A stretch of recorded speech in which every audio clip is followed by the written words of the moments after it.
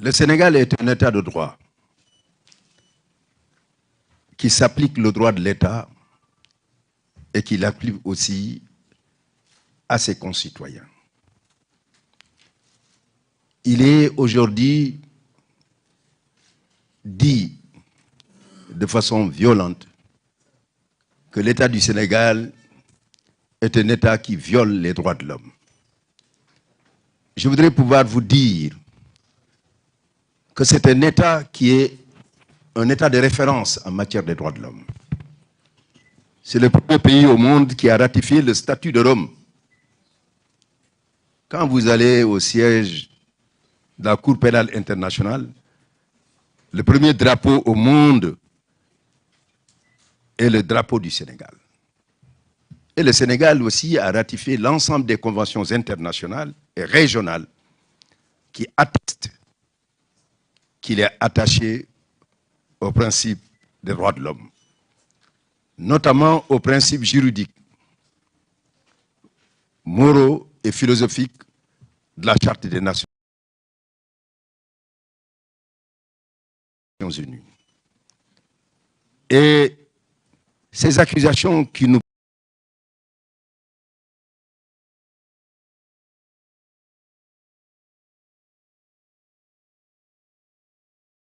paraissent être mal fondées et injustes, venant à la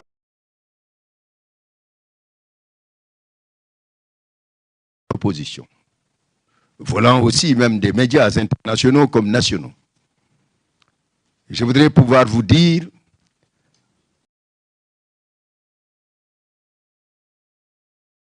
que l'État fonctionne. Je voudrais dire que ceux qui le profèrent, de quelque bord où ils se situent,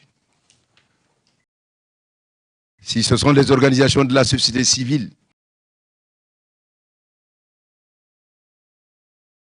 les organisations sont des contre-pouvoirs non institutionnels. Ce ne sont pas des organisations qui sont contre le pouvoir. Il y a des principes éthiques et déontologiques. Il s'agit à la fois de marquer une impartialité lorsqu'il y a des situations de violation des droits de l'homme, une certaine indépendance et une tout ce qui est contenu dans la Déclaration des droits de l'homme, non seulement de 1948, mais principalement dans la Déclaration des défenseurs des droits de l'homme du 9 décembre 1998, qui a été adoptée au Palais de Chaillot à Paris. Il faut que l'on se dise qu'on ne saucissonne pas les droits de l'homme. Il faut qu'on se dise aussi qu'on ne peut pas adopter une indignation sélective. On doit, lorsqu'on parle des droits, ces droits étant indivisibles, indissociables, interdépendants et universels, on doit pouvoir les défendre partout où ils sont violés et ainsi regarder dans toutes les directions pour pouvoir dénoncer ceux qui le violent et en même temps aussi dire comment il faut les réparer. Si cette démarche est la démarche qui est adoptée par l'ensemble des organisations de la société civile, quand il y a des différends, quand il y a des crises dans une société, elles peuvent jouer le rôle de régulateurs, de facilitateurs, parce que du fait de leur crédibilité et aussi de la confiance que l'État et les autres partis ont aussi de ces organisations, ils peuvent jouer ce rôle et faire en sorte qu'il y ait une possibilité de pouvoir avancer. On a entendu dire aussi, d'une façon récurrente, que le Sénégal, l'État du Sénégal, ses plus hautes autorités et les forces de défense et de sécurité vont être déférées devant la Cour pénale internationale. C'est de la fanfaronnade. Ceux qui le disent n'ont ni la qualité ni la capacité de le faire. il y a une confusion volontaire parce qu'on veut ternir l'État du Sénégal. Mais il y a aussi une autre volonté, c'est de saper le moral des forces de défense et de sécurité afin de les démobiliser et afin de la mener dans la paralysie devant l'action. On a vu certains s'agiter pour dire nous sommes en train de réquisitionner sur des éléments. Ils confondent le maintien de l'ordre et ces types de violations des droits de l'homme. Parce que la Cour pénale internationale convoque des crimes graves comme les crimes de génocide, les crimes contre l'humanité, les crimes de guerre et les crimes d'agression. C'est ce qu'on voit au Sénégal. Les forces de défense et de sécurité sont des forces qui sont formées. Plusieurs écoles ont été ouvertes. Elles ont la capacité et la maîtrise des lois de l'État du pays. Et aussi, elles sont des forces qui sont professionnelles dans leur action. Elles sont républicaines et responsables. Et il faudrait dire que leur action est encadrée dans un état de droit, dans la légalité, dans la nécessité et dans la proportionnalité. Ceci se vérifie.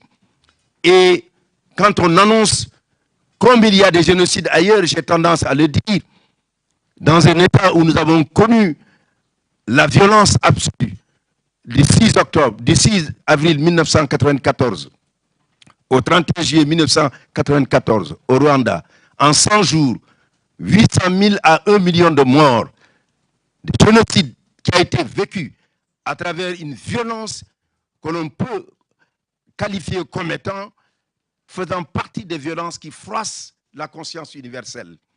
Ce sont ces types de violences que l'on rencontre ici. Ce sont ces forces de l'ordre qui s'adonnent à cela. Mais que non. Et parlant justement de la qualité et de la formation de ces forces de l'ordre, et parlant du Rwanda, nous avons Mbaye Diagne qui est décédé pour pouvoir apporter, c'est la figure emblématique du courage, de la formation et du professionnalisme de l'armée, de la police, de la gendarmerie du Sénégal. Il a eu à sauver près de 600 000 morts et aujourd'hui, il est présenté comme étant l'un des éléments les plus importants du système des Nations Unies qui est offert alors à l'ensemble des nations, une référence dont on peut continuellement évoquer devant les forces de défense et de sécurité de tous les pays du monde. Je voudrais revenir sur ces points-là parce que les accusations qui sont portées, il faudrait pouvoir les déconstruire.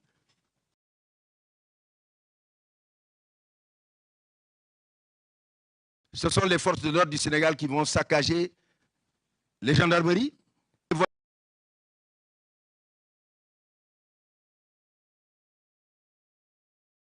voitures, incendier des maisons. On sent nettement que de telles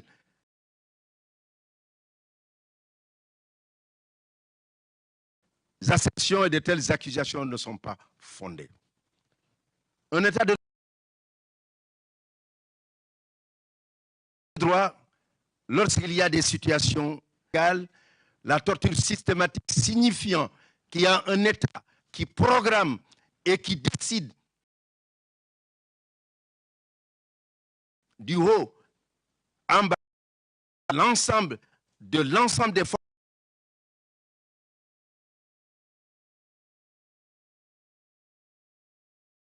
forces de donner l'ordre pour pouvoir pratiquer cette pratique odieuse. Mais non, ce qui est certain, chaque fois qu'il y a une plainte qui est accusation sur les droits de l'homme, le Sénégal n'est pas l'enfer des droits de l'homme.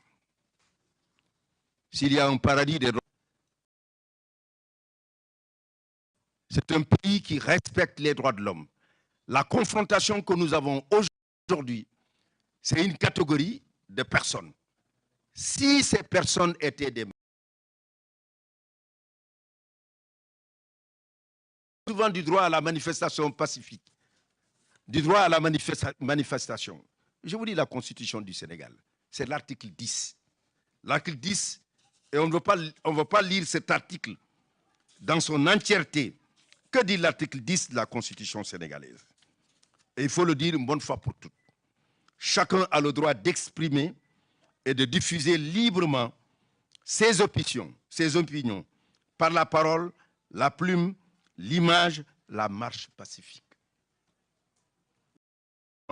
La marche pacifique, c'est quand on quitte la place de l'Obélisque et on va alors chez soi. Mais quand on se transforme en celui qui incendie des voitures, qui casse et qui allume des maisons et qui s'en prend à des personnes paisibles, non. La responsabilité de l'État, c'est d'assurer la sécurité, la tranquillité, la protection de tous les citoyens.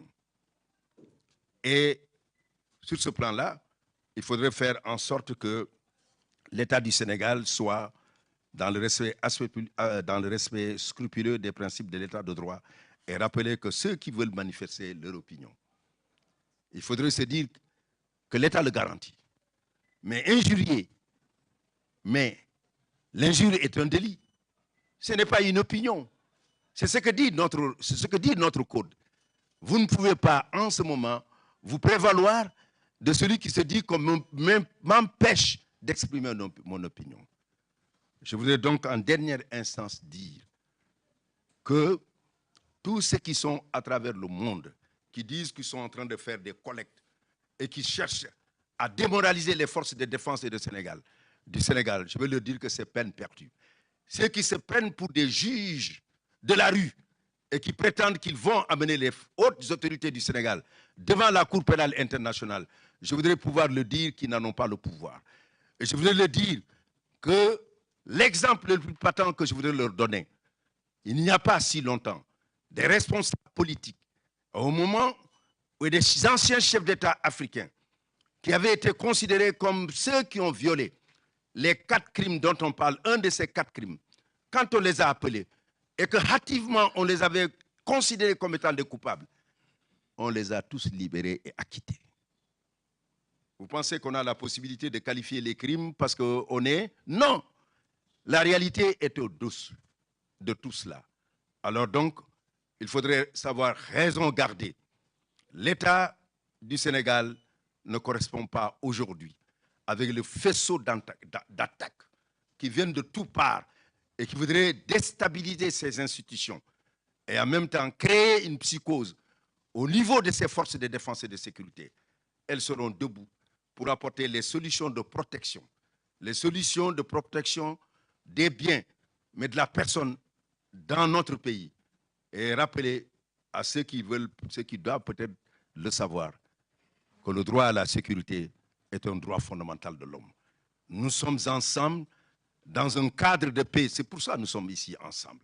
Si ce cadre de paix accolé à la sécurité n'était pas réuni, on ne se serait pas réunis. Et ceux qui provoquent et qui demandent que la loi